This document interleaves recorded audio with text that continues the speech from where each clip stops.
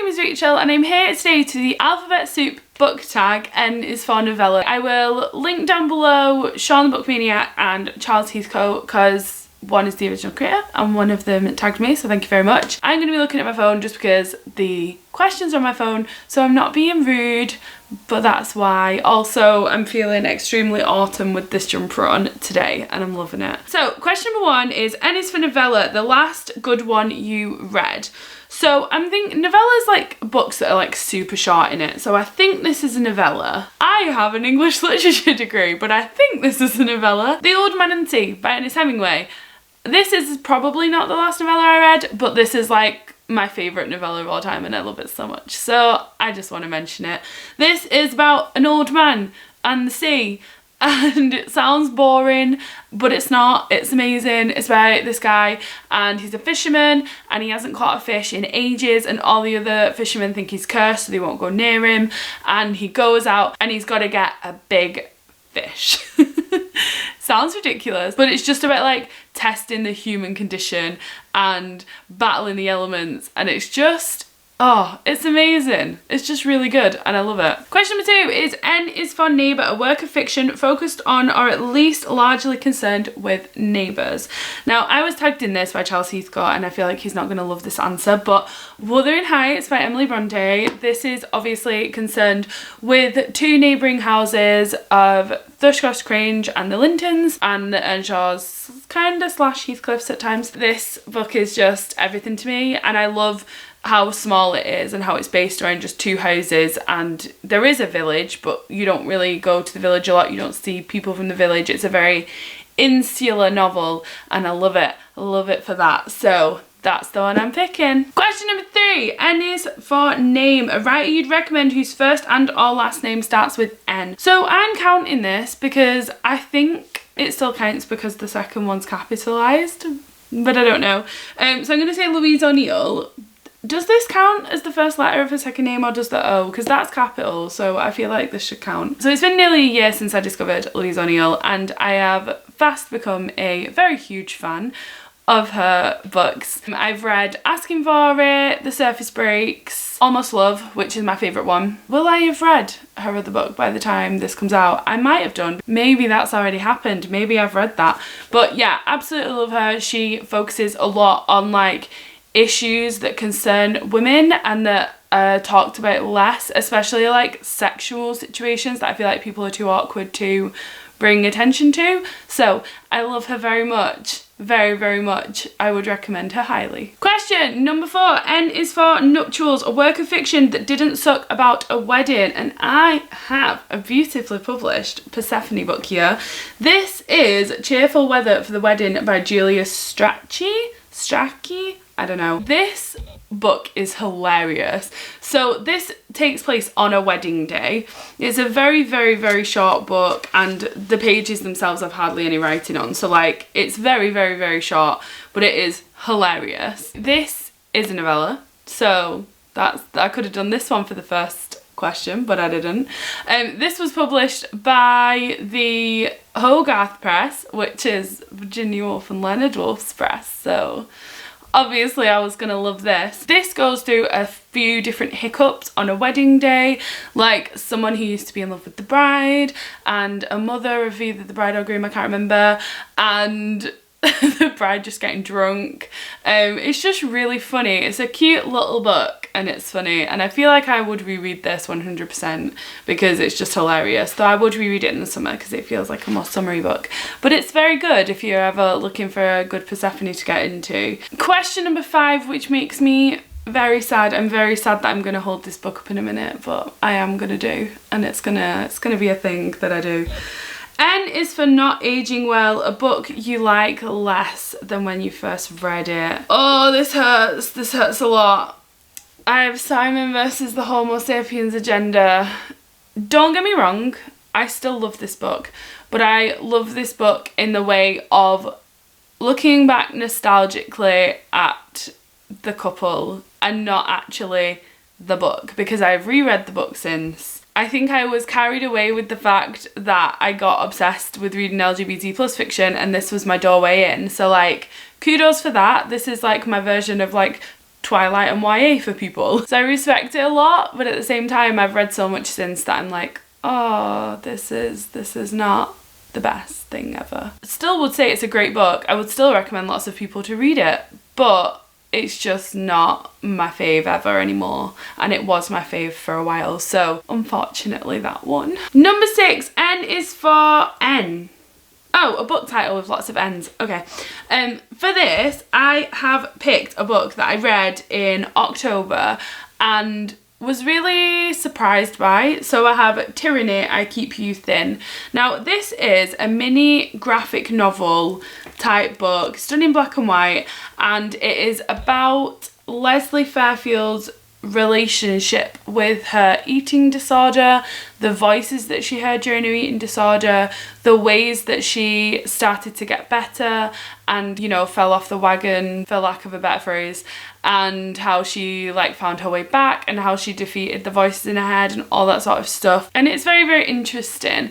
I don't necessarily think I liked or disliked it, and it didn't feel like it brought a lot of new things, but at the same time it felt very raw and real, and it felt like it would be a really good way for someone to deal with the trauma they'd been through and the disorder that they'd been through by discussing it and by drawing about it and writing about it. So I respect this as a work as helping people to get better.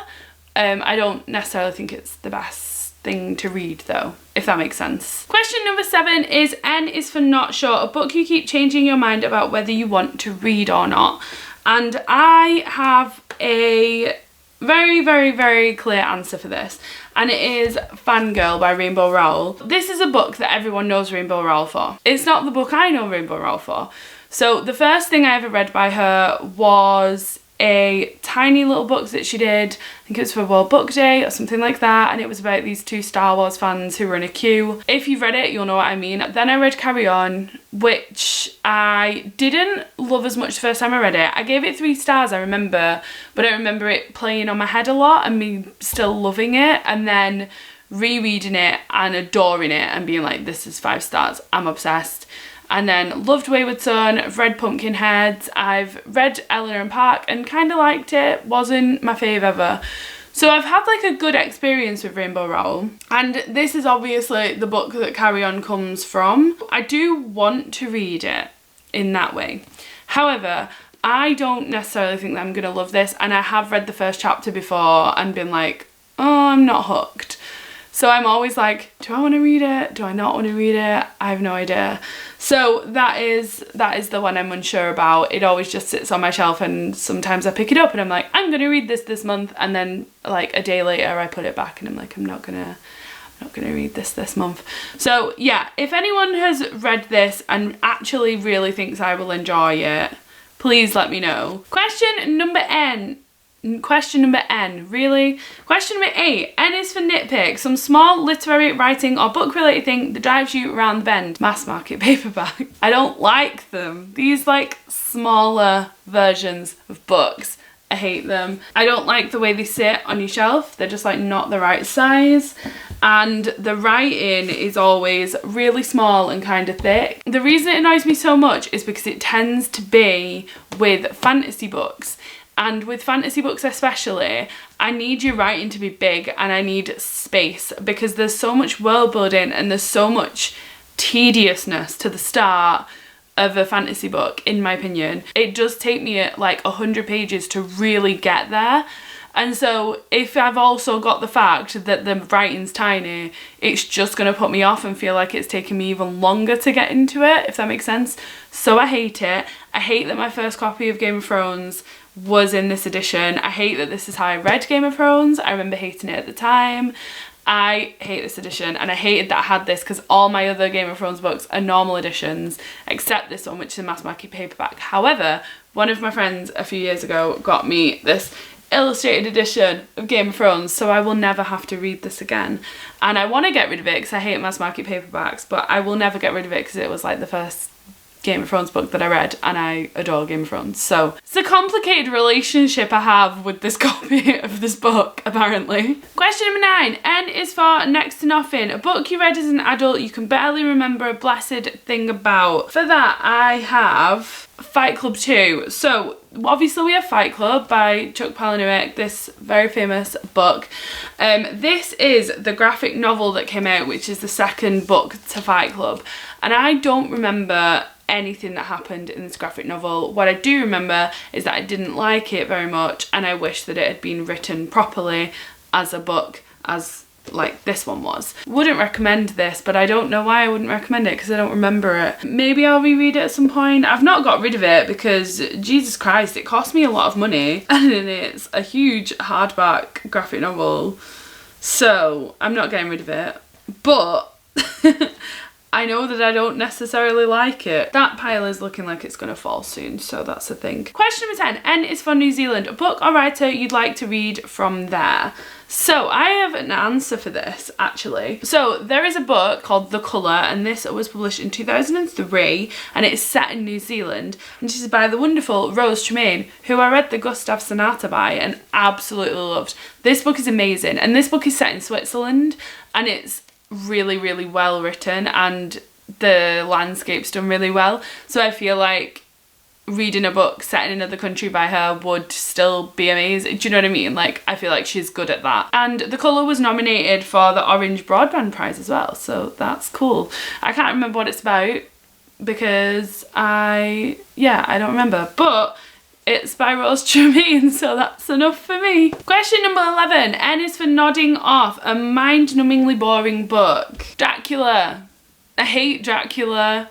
I can't finish it. I still don't think I finished it. I definitely, when I was at university, I got to like the last 50 pages and I was like, I can't do this to myself. And then I skipped all 3 lectures that were about Dracula, which was quite bad, really. Especially because I said I was sick, and really I just went to London and visited my girlfriend at the time, which is not a good plan. I wouldn't recommend. But this is boring. It's fucking boring. It's terribly written. The representations of women in it are... No. I'd rather they didn't exist than be represented like this, and I just don't like it. I also hate epistolary novels, so that ties into it as well. Don't read it. Question number 12. N is for next. The next book you're going to read. The next book I'm going to read is Scrappy Little Nobody by Anna Kendrick. It is obviously still non-fiction November for a few more days, and I have been reading a few books, and I feel like I want to read another non-fiction, but I want to read one that is chill. And I feel like this will, number 1, be chill, and number 2, just be amazing, because I have a huge crush on Anna Kendrick and I love everything that she's ever done. I'm going to enjoy this book. She's the kind of sarky bitch that I like. I'm hoping she's going to talk about Pitch Perfect. I'm hoping she's going to talk about the last 5 years and just anything to do with like Broadway-y, musically type things. So yeah, excited for this. Very, very excited for this. I am in love with Anna Kendrick. Yeah, I mean, there is another question that's to tag people, but this tag was going around months ago. Like, I got tagged in it months and months and months ago, and I feel like Charles Keith didn't do it until months and months after it had even started. So I feel like most people who are going to do it have done it. But if you haven't done it, consider yourself tagged, go do it. Great, that's fun. Thank you very much for watching. If you want to talk to me about any of these books, please do. I would love to chat about them. And yeah, I will see you in my next video. Bye!